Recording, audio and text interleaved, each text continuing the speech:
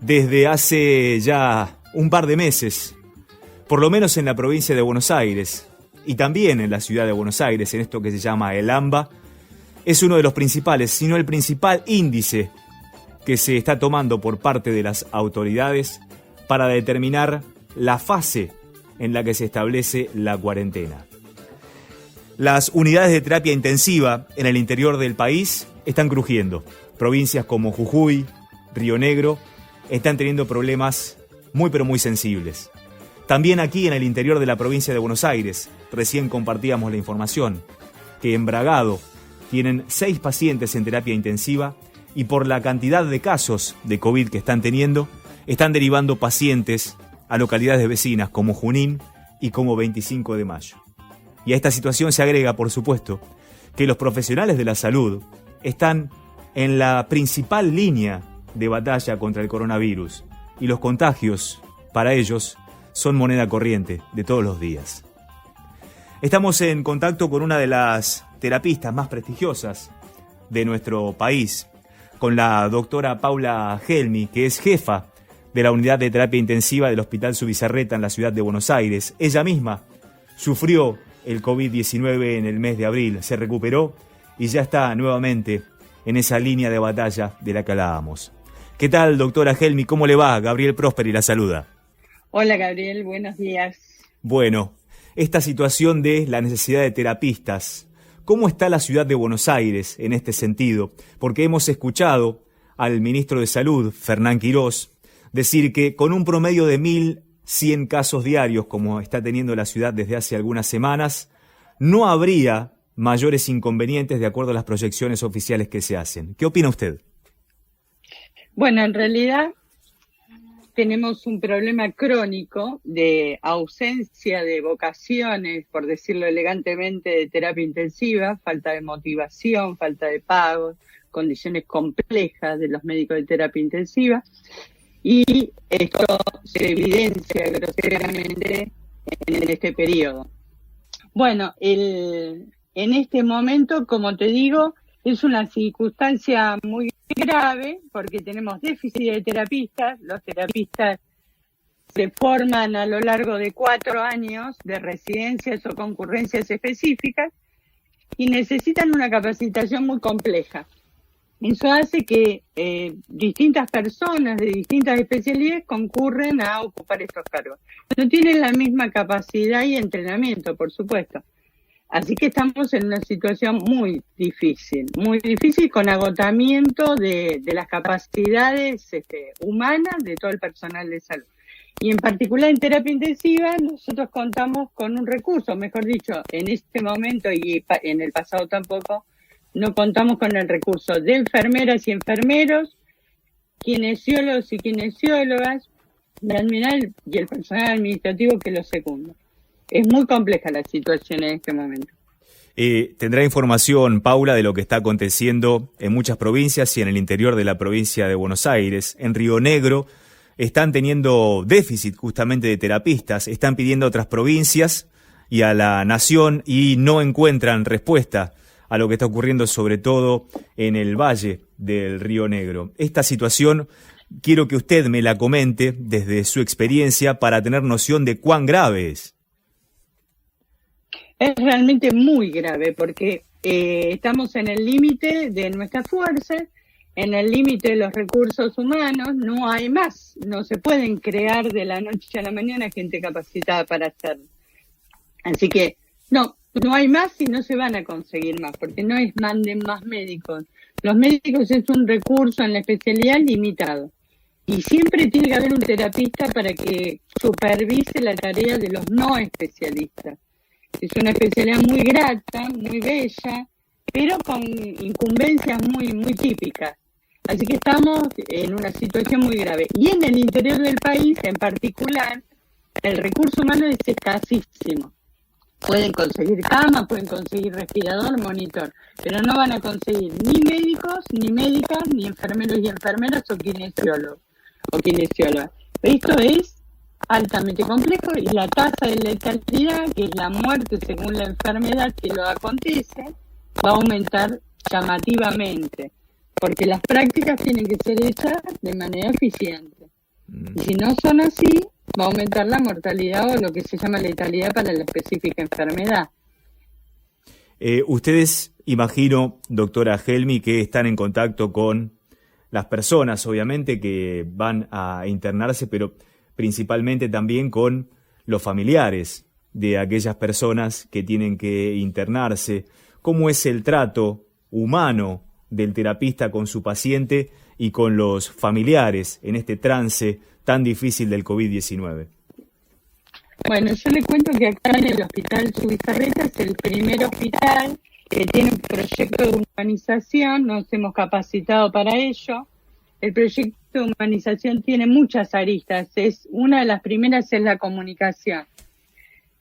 Tratar a pacientes en situaciones terminales, en fin, son muchos puntos que hacen que favorezcan la relación con los pacientes y con la familia. El usuario principal para nosotros es la familia, porque casi siempre nuestros pacientes están intubados y ventilados. Entonces es difícil la comunicación, es saber cuáles son sus preferencias o sus necesidades. Entonces, a partir de este proyecto de humanización, nosotros tenemos horario de visita fuera de pandemia, por supuesto, de 10 a 22. Y para excepciones también pueden venir en la noche con situaciones determinadas. Y en este caso particular de la pandemia, nosotros nos preocupaba el tema de las visitas, hemos procurado algunos protocolos y finalmente el Ministerio de Salud tiene un protocolo, pero para últimos días. Como para nosotros últimos días es dolorosísimo, porque despedirlo a un familiar solamente o encontrarlo solamente para eso es muy angustiante, aplicamos también estas visitas para algunos pacientes que están complicados, pero no en últimos días. Y la experiencia es muy buena porque hay una fantasía también de cómo está su familiar, qué tránsito está pasando, y eso favorece mucho, en parte algo, la recuperación y sobre todo la relación con ese paciente. Y en particular el diálogo se facilita mucho con las familias. Es un marco que lo hacemos en la pluriespecialidad, lo hacen trabajadores sociales, psicólogos, psiquiatras, así que es muy interesante la propuesta. Y ya vamos por el tercer caso de encuentro. Esperamos tener muchos más. Doctora Helmy, desde esto que está describiendo, esta relación paciente-familiar, la cantidad de casos que lamentablemente se multiplican, no está descendiendo el número de contagios, como expresó el gobernador de la provincia de Buenos Aires ayer, estamos en una fragilidad extrema, en una estabilidad muy frágil, pero cuando ustedes observan desde el punto de vista médico que hay cada vez más aperturas, más circulación de personas, reuniones a cielo abierto, pero reuniones al fin en las afueras de un bar, ¿esto los tranquiliza, los intranquiliza, los preocupa, los pone en alerta? ¿Harían otra cosa?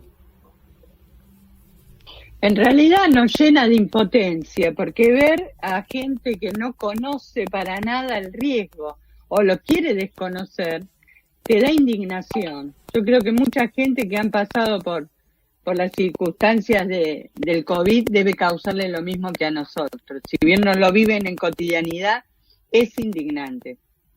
Y en realidad parece que con las libertades que se dan se procuran. Y no hay ninguna posibilidad de que si hay más contactos se contagien menos.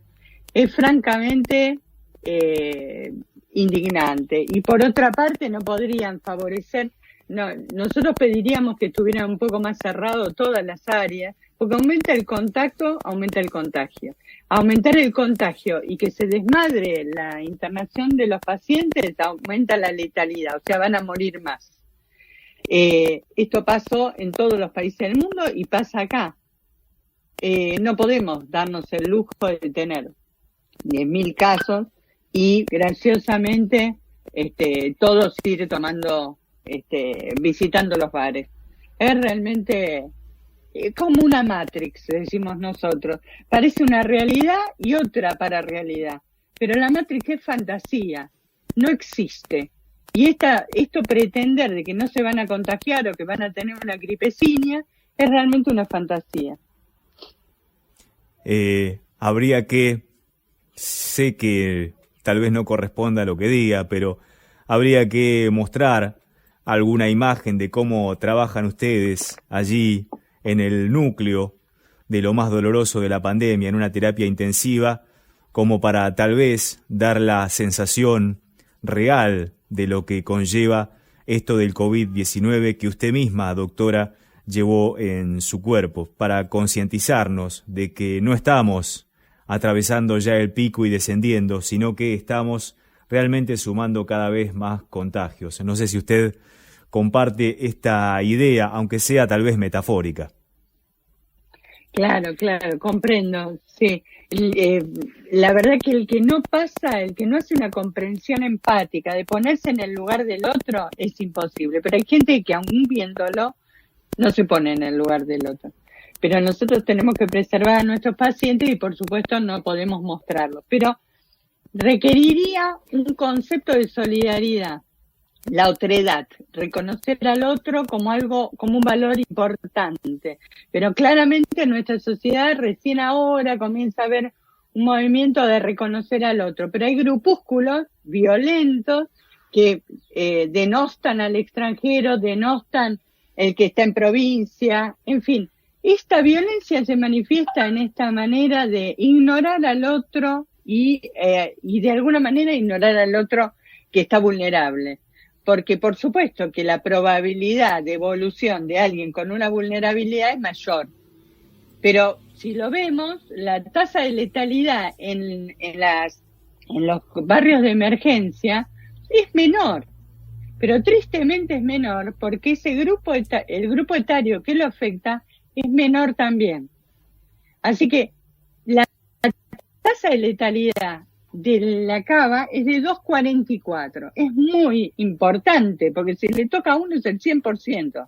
Y si le toca a un adulto mayor que uno contagió o alguien con alguna patología, es altamente probable que esa tasa de letalidad esté en una de las puntas. Así que la persona que uno contagia va a morir si tiene alguna patología grave. La mortalidad en terapia en estas condiciones es alta.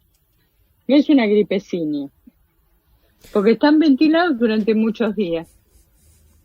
Doctora Paula Gilman, muchísimas gracias por estar con nosotros, por darnos este testimonio más que esclarecedor. Yo creo que fue rotundo.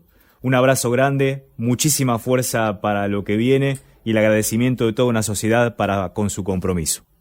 Muy gentil, Gabriel, cuídense mucho y seguimos esta batalla a ver si vencemos la ignorancia de unos pocos.